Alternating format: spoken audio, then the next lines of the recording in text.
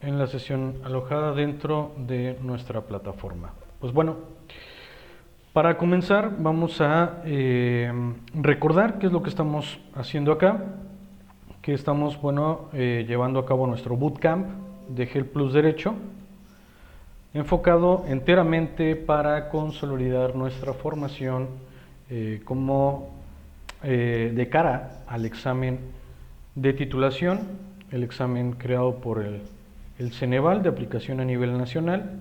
Y bueno, estamos viendo los elementos que nos van a servir de un fundamental apoyo para el desarrollo de esta actividad.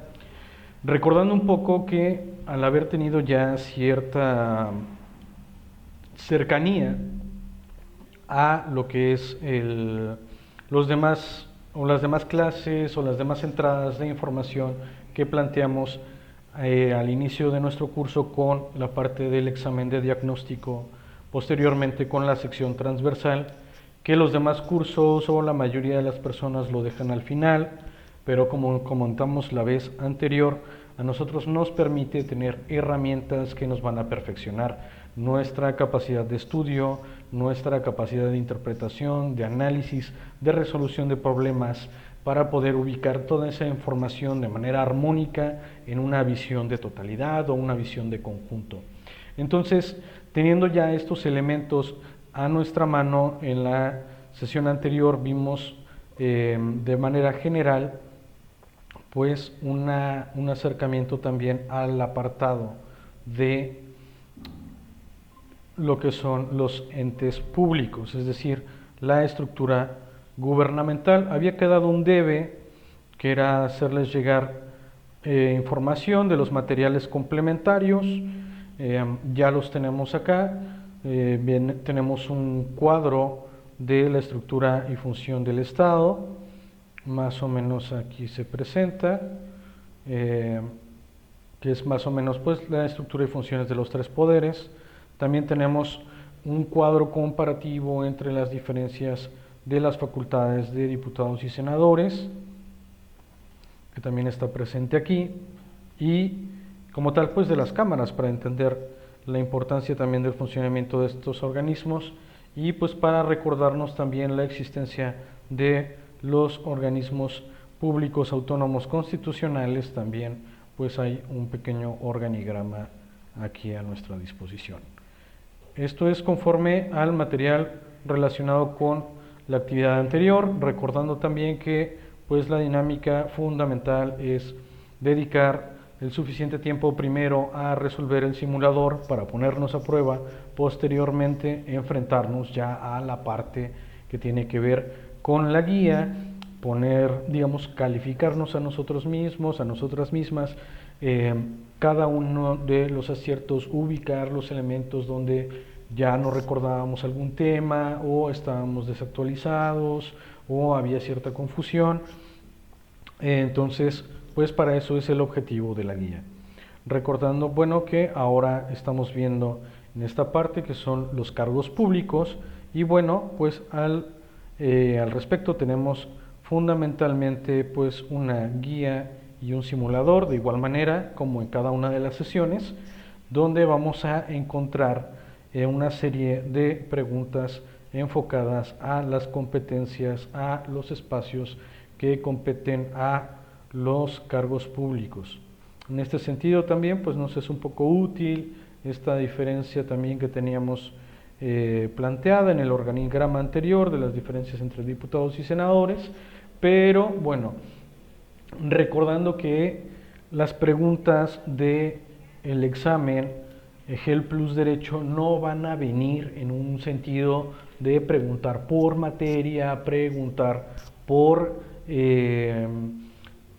campo del conocimiento, sino que van a ser problemas donde nosotros tenemos que distinguir, digamos, cuál es el organismo que compete atender determinada actividad, cuál es la responsabilidad del funcionario público con quien tendremos cercanía dentro de ese organismo o ante quien hay que acudir, ¿no? Cada uno de estos puntos donde tenemos que ubicar dentro de una complejidad de factores que intervienen en un problema, pues para poderlo diagnosticar y para poder atender. Si bien es cierto, aún parte o gran parte todavía de la estructura de nuestro bootcamp todavía tiene una cercanía con esta forma por campos o por materias, como llegamos a estudiar dentro de la universidad, dentro de nuestra facultad. Si bien es cierto, hay una cercanía a eso, lo cierto es que también está organizada la información en cuanto a las preguntas, en cuanto a los preceptos que nos está solicitando el examen EGEL Plus Derecho para poder acreditar la calidad de licenciados o licenciadas en Derecho. Entonces, tomando en cuenta estas características, bueno, pues nuestro simulador está elaborado bajo esas condiciones y también contamos con ciertos elementos complementarios. Si me permiten, voy a buscar aquí ¿dónde está esto? Bien, nuestra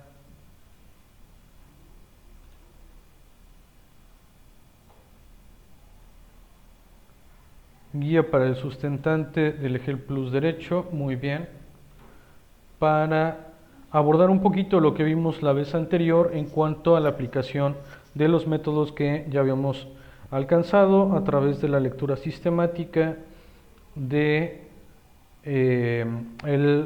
digamos, la guía oficial o el espacio oficial que mantiene el EGEL Plus Derecho. Entonces, bueno, vamos a estarlo revisando. Vamos a compartirles aquí también esta parte.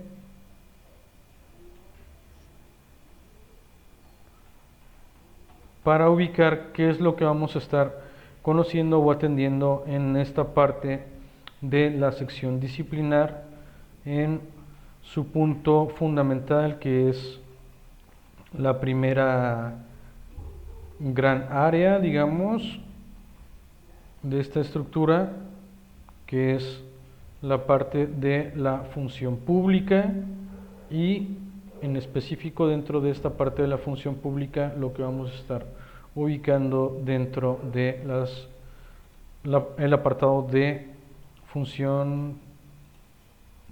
sobre cargos públicos, que esto es lo que tenemos. Vamos a compartir aquí una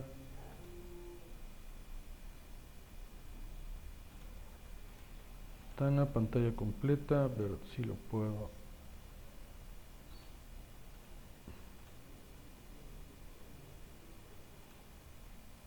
Ok, vamos a compartirlo desde aquí.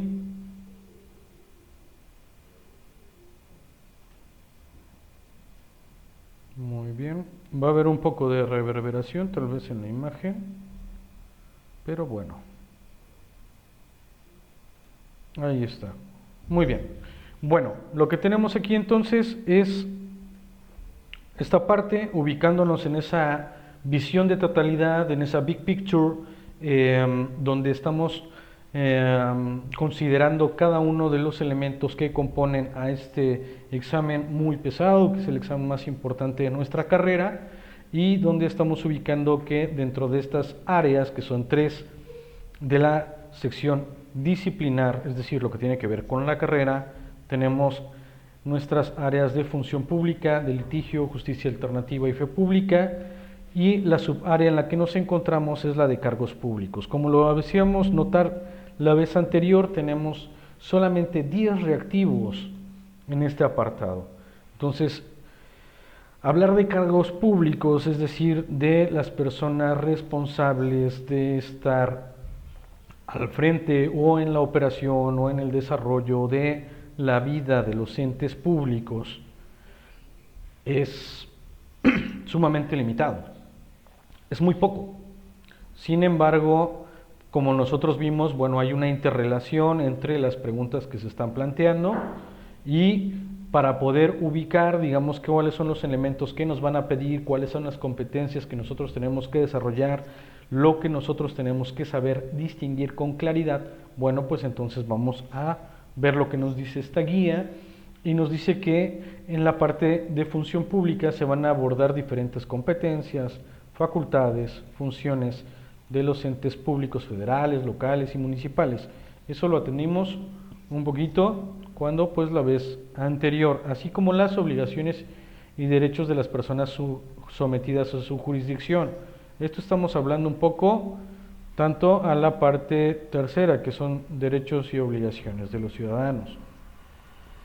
Y esta parte segunda, que es a lo que nos compete ahora, identificar la estructura del Estado, su forma de gobierno, sus límites de las autoridades públicas en el ejercicio del poder, con fundamento en la Constitución, ¿no? Entonces, su forma de gobierno y sus límites y los límites de las autoridades públicas. Entendiendo también que, pues, digamos, en la aplicación práctica y cotidiana existe una facultad discrecional de las propias autoridades en poder atender o conocer de determinadas circunstancias, entendiendo que esta facultad discrecional pues es, digamos, el margen que tienen para operar dentro de los límites que les establece la norma, ¿no?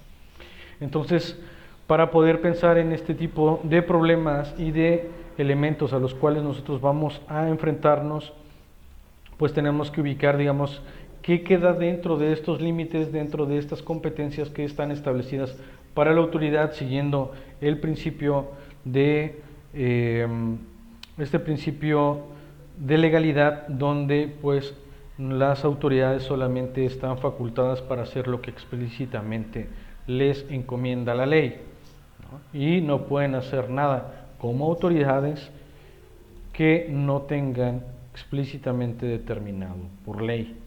Entonces, a la inversa con nosotros ciudadanos de a pie, ¿no?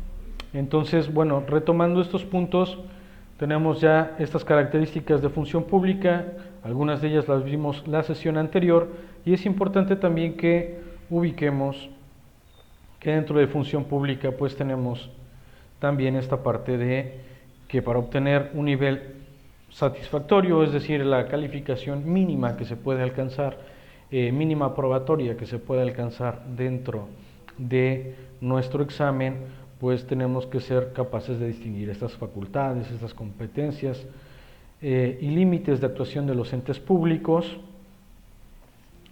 y además pues reconocer las diversas jurisdicciones, funciones, atribuciones. Esta parte genera bastante crítica porque si bien hay elementos de jurisprudencia que están colocados dentro del examen, la verdad es que han empezado a aparecer dentro de las últimas aplicaciones, posterior a la pandemia, pero particularmente en el último año, han comenzado a aparecer los aspectos de la jurisprudencia dentro del examen, no como algo regulador, ¿no?, sino más bien como para tratar de aumentar el grado de dificultad frente a la venta ilegal de exámenes, ¿no? Entonces, hay quienes hacen el examen desde casa y ya sea o con el celular puesto en un espacio donde no alcanza a ver la webcam, o con alguna cámara espía toman evidencia de todo el examen, y algunas preguntas que se llegan a repetir pues tenían una cantidad de aciertos pues enormes, ¿no?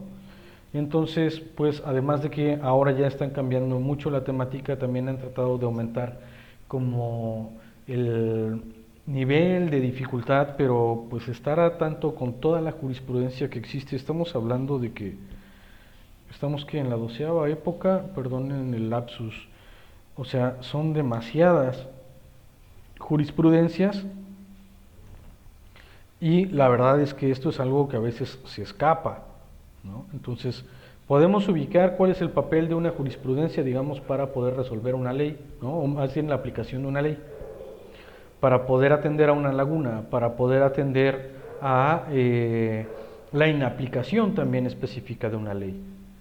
Pero hay ciertos elementos que solamente se resuelven por jurisprudencia, y a veces hay un número de reactivos que están basados en esto.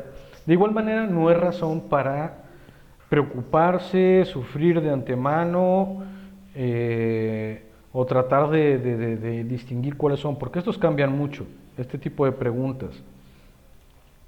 Algunas de ellas son parte de ese 16% que vienen de reactivos piloto, pueden decirse así, donde están hechos para ver si un alumno está copiando o no, pero no hay que preocuparse por esa información, ¿no? Lo que hay que preocuparse es por demostrar nuestro conocimiento en lo demás. He conocido a personas muy inteligentes, pero con una gran capacidad. El problema es que, pues a veces con esta preocupación por atender al detalle, tratan la mayor parte de su tiempo que están dedicando a realizar el examen a encontrar estas preguntas trampa, y pues resulta que no es lo más adecuado, ¿no? Pues resulta que al final de cuentas pues perdieron la noción frente a otras preguntas que sí requieren demostrar lo que aprendimos durante nuestra licenciatura. Entonces, no preocuparse tanto por estas. Ahora las que tienen jurisprudencia, hay que atender, digamos, al conocimiento general que nosotros tenemos en cuanto a las materias, en cuanto a los derechos humanos, en cuanto a los principios generales del derecho, y de manera intuitiva también podemos llegar a resolver algunos casos, ¿no? En este sentido, recuerdo una no tan reciente, me parece que de unas 3 aplicaciones atrás, que nos comentaban, posterior al examen, nos comentaron que aparecía respecto de qué autoridad era responsable, me parece, no, cuál era lo que se tenía que hacer, ¿no? Frente a una queja presentada ante el Ministerio Público, ¿no? O contra el Ministerio Público por la inatención a un caso de denuncia. Se había presentado una denuncia o querella, el Ministerio Público no había dado seguimiento a tal asunto y se preguntaban si era del orden administrativo, si era del orden judicial, ¿no? Porque hay una especie de limbo para poder determinar, ¿no? Frente a esta inactividad, pues ya sea porque no se ha complementado elementos básicos para poder atender a la investigación o abiertamente negligencia, pero en este caso se presentaba esta situación y decían, bueno, pues es que es del orden penal, no, es del orden administrativo. También creo que daba una oportunidad como para que se pudiera proceder vía civil, pero obviamente no. Entonces, la respuesta no está claramente dentro de la ley, y hay una jurisprudencia que atiende y que dice, bueno, que la responsabilidad es de una índole administrativa, ¿no? Entonces, ¿por qué? Pues ellos están incurriendo en una falta como tal del seguimiento de su trabajo como servidores públicos. Entonces puede que nos lleguemos a encontrar con algunas pocas preguntas que tengan que ver con elementos de la jurisprudencia, pero pues ubicar, ¿no? Que la verdad es que el grado de, pues sí, ¿no? De falta de ética y de corrupción que se ha presentado por parte de las personas sustentantes, pues ha llevado a que traten de complejizar mucho más, ¿no? Entonces, bueno, también niveles de gobierno, órganos de gobierno, tenemos que ubicar también la capacidad de determinar los derechos y obligaciones generales de la población, en específico de determinados grupos de la población, de atención prioritaria, así como los requisitos para su ejercicio. Eso lo vamos a ver un poquito más adelante y tiene mucho que ver también con la parte electoral. De igual manera, tenemos pues que para obtener un nivel sobresaliente, pues tenemos que, además de todo esto, tener la capacidad de determinar las facultades concurrentes, ¿no? Las funciones de los órganos constitucionales autónomos federales, los principios de elección popular, las responsabilidades de personas servidoras públicas, el procedimiento de sustitución presidencial, las instancias de justicia internacional, incluidas las competencias para conocer las violaciones a derechos humanos cometidas por el Estado mexicano, y además contar con habilidades que permitan determinar los procedimientos pertinentes para atender a las violaciones de derechos humanos, así como identificar el alcance y las diferencias del control de convencionalidad, constitucionalidad y legalidad. Entonces, hay puntos que nosotros ya hemos estado atendiendo aquí.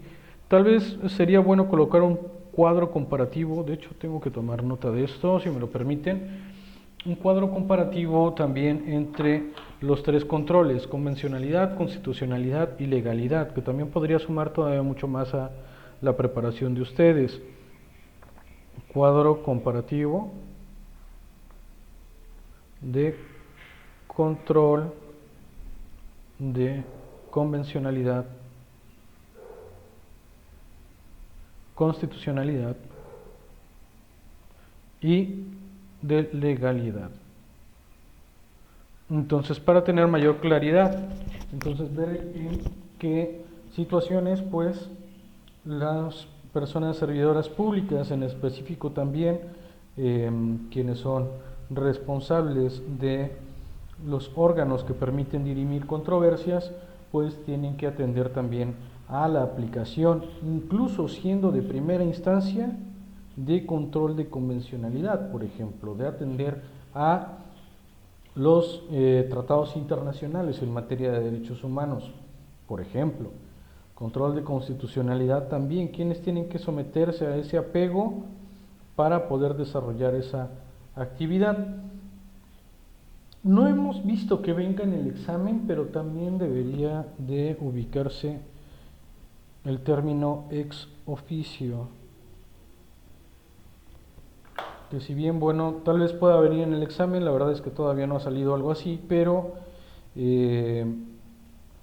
saber también en qué momentos aplica este control de constitucionalidad o de convencionalidad ex officio, es decir, más allá de la facultad que está completamente otorgada por la norma, ¿no? Entonces, esto es muy importante. Bien, viendo este panorama, digamos, amplio de la parte que tenemos que ver con, muy bien, dejar de compartir, aquí está, de esta parte que tiene que ver específicamente con nuestro apartado de cargos públicos y la función pública, bueno, vamos a ubicar también que tenemos aquí ciertos elementos con los cuales podemos complementar el material que vamos a tener a cabo dentro de nuestro simulador y posteriormente el estudio con la guía. Aquí vamos a tener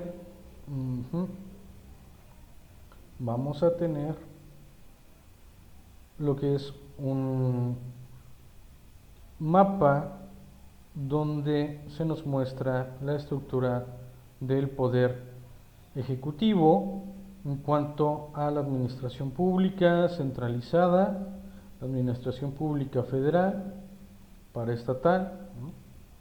Entonces, ¿cuáles son las entidades paraestatales en proceso de desincorporación, que actualmente ya están algunas de ellas pues ya fuera casi en la vía de los hechos? A entidades paraestatales de administración pública federal, las secretarías de Estado, la Consejería Jurídica, la Presidencia de la República. Esto es más para tener un bagaje. Entonces es importante tenerlo porque pueden hacerse referencia a algunos de ellos, ¿no?, para la solución de los problemas a los cuales nos vamos a enfrentar. Nuevamente aquí también tenemos estas diferencias entre diputados y senadores, que es importante también de validar, digamos, estos elementos, tanto cuáles son los requisitos para poder ser un funcionario de estas características, la duración del cargo y las facultades exclusivas, ¿no? Entonces, esto es muy importante también para que podamos ubicarlo, sabiendo que bueno, pues van a venir sí o sí preguntas de esta índole y es importante entender esas diferencias. De igual manera, tenemos aquí facultad de los órganos jurisdiccionales de acuerdo con la Ley Orgánica del Poder Judicial de la Federación. Entonces aquí tenemos, bueno, de la Suprema Corte, las salas, tribunales colegiados de apelación, recordando que esta reforma pues fue reciente y es importante pues tomarlo en cuenta, tribunales colegiados de circuito, juzgados de distrito y por último también ante quién acudir, ¿no? Como instancia en cuanto al amparo directo o al amparo indirecto, ¿no? Directo e indirecto. Entonces, también de orden federal o de orden local, también hay que ubicarlo. Entonces, esto es importante también para que lo tengamos un poquito más claro. Esto nos permite pues hacer un estudio un poquito más específico, ¿no?, de lo que estamos estudiando y pues ver también cuáles son algunas de las atribuciones que tienen estas autoridades. Muy bien, vamos a hacerlo hacia atrás. Y en una parte de, bueno, esto es en lo general con este material que tenemos a nuestro acceso. Entonces, recordando mucho cuáles son las metas que tenemos, pues, determinadas para poder alcanzar dentro de esta actividad, es importante también que ubiquemos que dentro de estas metas pues tenemos que generar la dedicación de cuando menos 3 sesiones de 3 horas de estudio continuo a la semana, y estas sesiones pues tienen que ser fundamentalmente de resolución de los simuladores, de el atender a las guías y apoyarnos en siguiente instancia con nuestros nuestro material de apoyo, como son estos cuadros comparativos, los mapas y demás. Entonces, ubicando estos elementos, pues es como vamos a poder perfeccionar estas actividades, vamos a poder resolver con un amplio margen este examen, un amplio margen a nuestro favor. Y bueno, pues de entrada sería eso por la sesión del día de hoy. Muy bien. Ahora, si tienen